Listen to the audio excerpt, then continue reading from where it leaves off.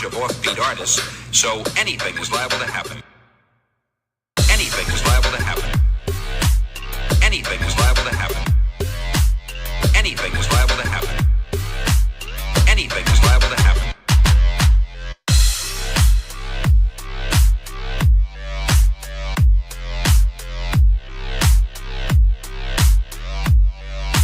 This is Stanley speaking. Hi, everybody. Happy Sunday. Thank you so much for joining on our Comic Shop Sunday show. What number is this? 252. 252. I know some comics with that important number. Thank you so much for joining us. In case you don't know, my name is Megan. I'm Jason. We're with Infinity Flux Comics out of Chattanooga, Tennessee. And we have a lot of good stuff to show you today. We've started adding some really big books in addition to the medium and other big books that we add every single week. So we are going over the collectible comics section of our website today. So head on over to infinityflux.net and we're going to show them off today for you. Yes, ASM 252 that's right. is what I had in mind. Frag Monkey is right on it. Okay, so I know we stream to a lot of different platforms, and we know a lot of you watch Andy and Matt shows, which are about new comics, which we're about as well. But this show is about all the comics that our store buys and sells. So this is stuff from Golden Era through Silver, all the way to Modern. It's comic sets, it's variants. It's a lot of really key books. In fact, the first one I'll be doing is Amazing Spider-Man 300. So the way to follow along with our show is to head over to our website at infinityflux.net, which looks like this. And then all you have to do is go to the comics area, and under collectible comics, it will take you to the stuff we are going over. So Megan is just sharing out the show with some of our regulars, making sure they get a poke so that they can join us today while I set things up.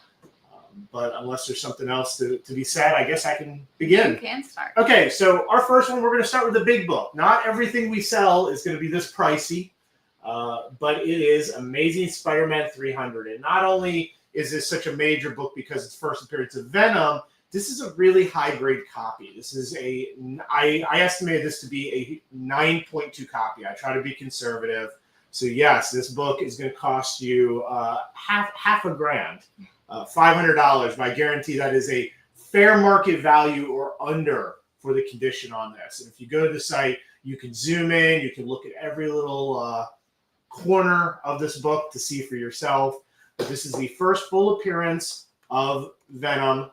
It is that cover that everyone's seen. People come in my store and they'll have comics from their childhood, from the 80s and 90s, and they'll go, what book should I be looking for? And I always describe this one. It's so easy to tell them, look for the book. It's Amazing Spider-Man, has 300s all over it. Spidey swinging in with the black suit in the middle. And honestly, that has worked. Some people have gone home and found that one and come back. Yeah. And I'm like, it's worth hundreds of dollars, and they're always happy. Then they're always sad to learn how many of their other comics are not worth that much money. So that is the first one we have up today. Amazing Spider-Man 300, a Todd McFarlane classic. And yeah, Jason is the master of telling people who bring in collections what exactly we're looking for, what they might have in their collection that's worthwhile. And yeah, they actually go find it. It's pretty amazing. Okay, my first one is this iconic cover for Hulk 105 from 1968. This is a cool issue in general, but it is the first appearance of the Missing Link and a Marie Severin cover. Reminds me a lot of Jack Kirby style because of the big Hulk hand coming out of it. But yeah, let's see. So you can check out the condition and stuff there. And I feel like I had something interesting to say about this, but Immortal Hulk? maybe. So, of course, later they did the Immortal Hulk series where they paid homage to that cover. Not just with issue 1, but the fact that Bruce Banner would die every night and come back as Hulk. Yes, and this is what I remember. It's the first time that Hulk is trapped in Bruce Banner's body for a moment in this, and they don't revisit that again until hundreds of issues later. But this is also the first time that happens. And this is the first time this show you told me something I didn't know. I didn't know that. That's awesome. I learned something from our shows as well. And sometimes, it's like maybe I did know it at some point, but it got overwritten in the brain. Okay, so my next one. Okay, this is several. This is a whole bunch of Red Sonja mini series. Okay, so I'm just going to go through them pretty quick. This first one is missing a number 1. It's a lot of the Dynamite stuff, but more than that, we have the initial Marvel stuff. So if you're a Red Sonja fan, here's your chance to get one of the many, many mini-series that they've done over at Dynamite for as low or the lowest price you're going to find anywhere. You can read more about each one of these on your own on the website. What I wanted to get to was, see, we got these 4 more sets here. We got the Marvel set. So this is the second series, I believe. This is almost all of it. This went 15 issues. We had issues 1 through 13. The person was missing the last 2, but this has 2 of the miniseries. But then here's the first solo series. We have all 15 of the first solo series of Red Sonja, the complete right there. The Red Sonja movie, I believe just last week they released some of the first stills from it. So I know I brought up on the show a few times that this movie is supposed to be out towards the end of the year. It's been delayed for several years. They had this thing filmed. It's just a lot of delays and setbacks. But the first stills of it were released, and it should be out later this year. So a good time for us Red Sonja fans with the movie on the way. And now all these miniseries you can grab if you want. Oh, yeah. All right, my next one is one part of the 2-part Days of Future Past story. This is the second part. So Uncanny X-Men 142, and this is about 7.0. And this is interesting for a couple reasons, but yeah, you all know the iconic one with all the posters behind them for X-Men 141, but this one is the first time that the title actually changes to Uncanny X-Men. They use X-Men, they use Uncanny in the title officially. It had been on the cover for many years, but this is the first time it was officially Uncanny X-Men, in addition to being the Days of Future Past Part 2. So this one is $60 if you want to complete that set, or get the less expensive one of the set right here. Yeah, the way I do it in my collection, I have the original X-Men series from the 60s on as Uncanny, because then it differentiates in my collection from X-Men of the 90s. Yeah. So that way you have the one under U, the one under X, and they don't get all mixed up.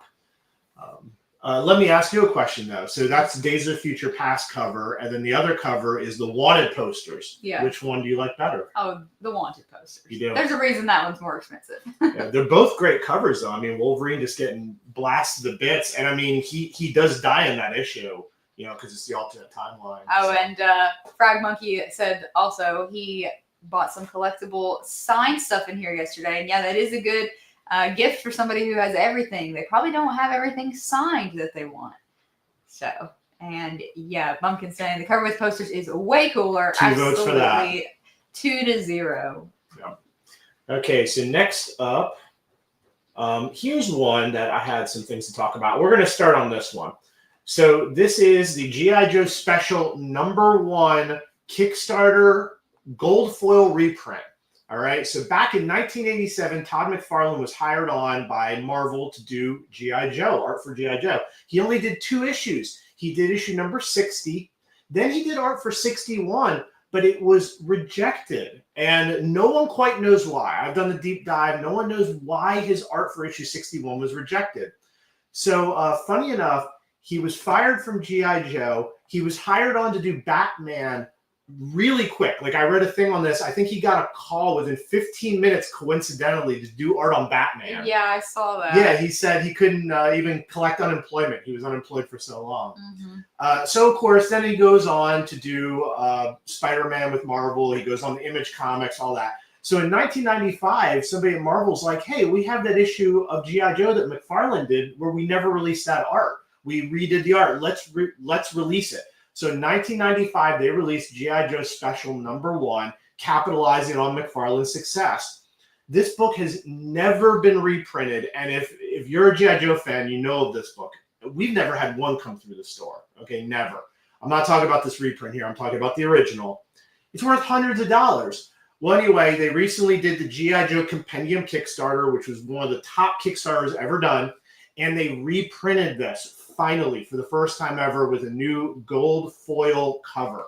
So here's your chance to get it for the lowest price. It is available anywhere. We backed this Kickstarter. This book came to us. We carefully bagged and boarded it. This is a grade-worthy copy. So It's this one, plus they reprinted a few others. They reprinted, here's the lot of 4 where you get that one. You also get the yearbook reprinted. But in addition, issue number 21, the silent issue. Need I say more? First appearance of Storm Shadow, that awesome silent issue. They did they're both foil. They call this one the regular foil. It looks a little bluish. And this is the sketch foil. They look really good. The other one's just kind of blue. So you can get all these for $75. Again, these are grade-worthy copies. We got them. We bagged and boarded them. They look great. The cover stock is so high quality. I'd be shocked if you sent these in and didn't get a very, very high score. So that is my long, but in my opinion, awesome story on those. All right.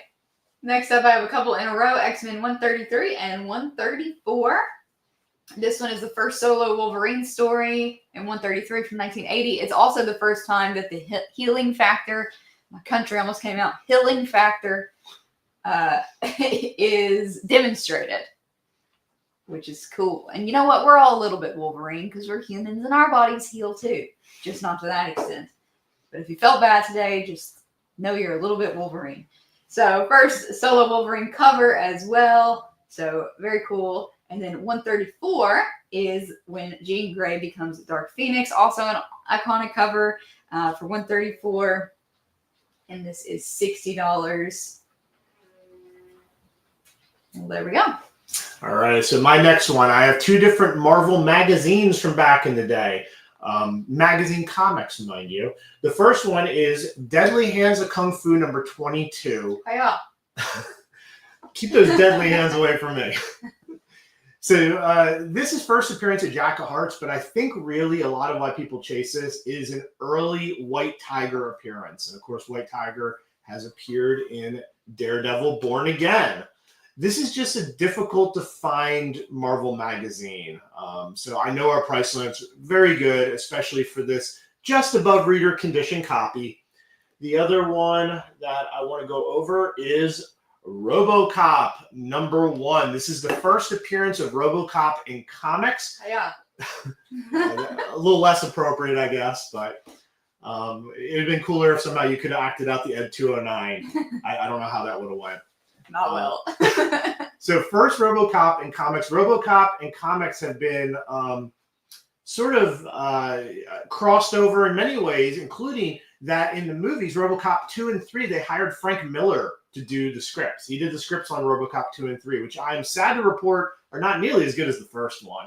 In fact, in my opinion, 2, it's, watchable, it's serviceable. 3 is pretty bad. It kind of gets worse as they go. But I love that first RoboCop movie. I think it is great. Paul Verhoeven, who was a German director, hired on, did such a good job, went on to do all kinds of other cool stuff, Starship Troopers, of course, Total Recall. This comic, though, the other thing I was going to say, there's an Amazon RoboCop series in development right now. So that's another reason that you may want to grab this now. What is Frag saying here? While I queue up my next. Let's see. Oh, he was looking through the vinyl. On something. Huh. It was a tribute until yesterday. I didn't either. Okay. I'll have to check that out later. That's neat. All right. My next one is Alias number 1, 2001. A great book. Brian Michael Bendis, not just the creator of Miles Morales, but also Jessica Jones. Brand new character. This is the first Marvel Max series that had a brand new character added to it, not just Punisher and Daredevil like they're doing, but a brand new character here. And this is our first appearance. Yeah, it's a great issue, great condition, $75. Lovely. I love the story. I wouldn't call it a lovely story at all, but I certainly enjoyed it. Let's go to the comments for a second. So I see Bumpkins is talking about RoboCop 3. He says he had a jetpack in 3. He did. And, I didn't like that part because it came out of nowhere. I mean, they didn't show you he had it. They didn't mention it. It was very hand of God. Like he suddenly needed to fly. So, he has a jetpack. I see Gregory has joined us. Hey, Gregory. Saw you in the store yesterday. Then we got another person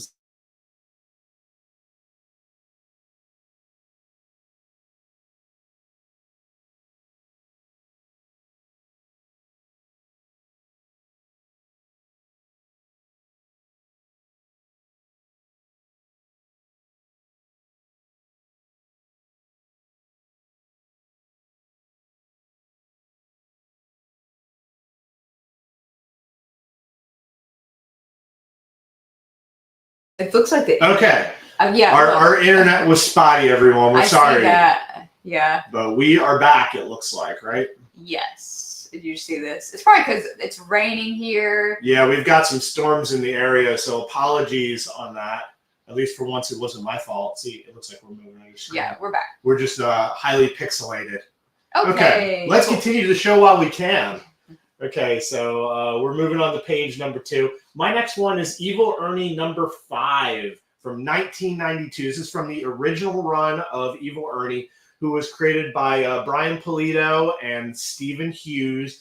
Evil Ernie was brought back to life by Lady Death, who had her first appearance also in his number 1 book. He kind of works for Lady Death. Like, Lady Death brought him back to basically just try to kill everyone in the world. His plan is called Meagan, which was to have the U.S. launch nukes at every other country just to kind of start the end of the world, for those of you who don't know. Also, fun fact, Evil Ernie, his real name when he was human, before he was dead, was Ernest Fairchild. Yep, very respectable name. Okay, so as Jason has said, we're bringing some bigger books to our website, and this is a pretty good representation of that. Daredevil 16 from 1966. This is the first appearance of the Masked Marauder. I don't know if this is the first time Spider-Man is in a Daredevil book. Maybe it is. Let me know if it is. But I think regardless, it's the first cover appearance of them both together. So, or at least Spider-Man on a Daredevil book. First appearance of the Masked Marauder in this, $175. You can check out the condition here. But a pretty iconic one for $175. All right, next up, you Star Wars fans or Dr. Aphra fans, this is probably one that many of you don't have in your collection. It's not first Aphra, it is second appearance of Aphra in Vader number 4 from 2022. But this is a very rare 4th printing. So every printing, they shaded it different. The 4th printing has that purple tinge to it. I've got a very big Dr. Aphra collection, and I think suddenly it's going to be worth like 4 to 10 times what it's worth as soon as she appears in a show or movie or something like that. But these rare 4th prints, I only have one of these. But one's enough, so here's another one brought to you today on our show. Okay, and next one for me is this Marvel Premiere 15, first Iron Fist, first Danny Rand as Iron Fist, and it's a pretty good condition. Another really big one, 8.0. So this is definitely fits into the Grails section, which I can show you guys in a little bit about filtering for Grails later. But the Marvel value stamp is intact. I didn't take a picture of it, but you can rest assured that it's there. So another one of those where it is first cut, or he's on the cover and it's his first appearance. So get a twofer. But yeah, I have also started a tag for Grails. So these are going to be books that are over $100 is how I define that. You can define it however you want, but I defined it as books over $100. So 100 or over. You agree with my assessment? I mean, that's one way to do it. I think that's good. That's very good. So yeah, you can find some of those bigger books under that tag. But here is the first Iron Fist. All right, so my next one, it is Young Avengers number 1. This is a very high quality copy of this. So many first appearances in this book. You got first Kate Bishop and Patriot, Wiccan, Hulkling, and Iron Lad, who of course turned out to be Kang. So will Young Avengers get a series? I think Marvel is still saying yes, they will. And I believe some events in Daredevil Born Again look like they could possibly link into it. So here is Young Avengers number 1, very high quality copy. Right. And Bumpkins from a while ago validating me. I believe that is the first time Spidey's in a Daredevil comic, and Bumpkins loves the Young Avengers. And Ram, sure, I will blame you. You broke the internet. I'll give that to you. Next for me is Amazing Spider-Man 301. Speaking of Todd McFarlane, speaking of homages, we love it when somebody does an homage of themselves. So this is Amazing Spider-Man 301. Well, yes, we have 300 and 301. No, they're not beside each other. Why? Who knows? This is $60 for this one. So maybe If issue 300 is a bit out of your price range, you can settle for this one. It's still a great cover, really cool. I guess this would be the second full appearance of Venom as well. All right, I promised comics from Golden Era on all the way to modern. Let's go back to some Golden Era Sheena comics. So we have 3 of them that came through in one collection. It is issue number 52, where Sheena is fighting a lion. Issue number 57, where she is fighting a different lion. Definitely sporting that outfit well. And issue number 41, a really old one back from 1942, where she's going up against what looks to be like a witch doctor shaman and possibly a poacher. I don't know if the poacher is for or against her. I mean, he kind of looks like maybe he's fighting the witch doctor, but he's riding the elephant who has her. So, I mean, it looks like she's up against a poacher, an elephant, and a witch doctor all at once. Too much. That is a bad day. But these comics, I mean, these are not just Golden Era. These are right World War II era comics. You know, the U.S. Joined World War II back in December 1941, right after Pearl Harbor. So here we are in wartime, and I'm sure a lot of people over there were reading these, trying to get comfort, get their mind off of all the other things going on. So these are, you know, historical in a lot of different ways. First time we've had books like this particular ones come through, and I think they're in pretty good shape, all things considered. I was joking around about this the other day, though. Did you have more to say? No, that's a... Let's see. Is it on all of these? No, it's just on that last one. Okay, so, you know, we got some girls on the cover. She's cute. The opposite of that on the back. God. That is one of the most horrifying ads I've ever seen on a comic. Like, that's graphic. Sheena on the front, EC on the back. I need a trigger warning for that ad. That is not good. I had a real good time showing that off to all the guys in the shop the other day. All right, my next one is... I noticed the person who owned that book had been filling out. So they saw that ad and went, yep, I got that. I didn't notice that. Did you see that? Uh-oh. Thomas, I hope it got better. Itchy foot cleared up. Yes. That's more than a foot itch, I gotta say. That is something else. Let's move on. Let's get back to comics. Something is definitely a foot with that ad. All right, Fantastic Four is next, number 85 from 1969, and this is definitely a Jack Kirby cover. Really nice. So a good, really good condition issue for this one, just $35 for a Silver Age Fantastic Four. Nothing super key happened in this one, but if you're a Kirby collector or Fantastic Four collector, this is a good one for you.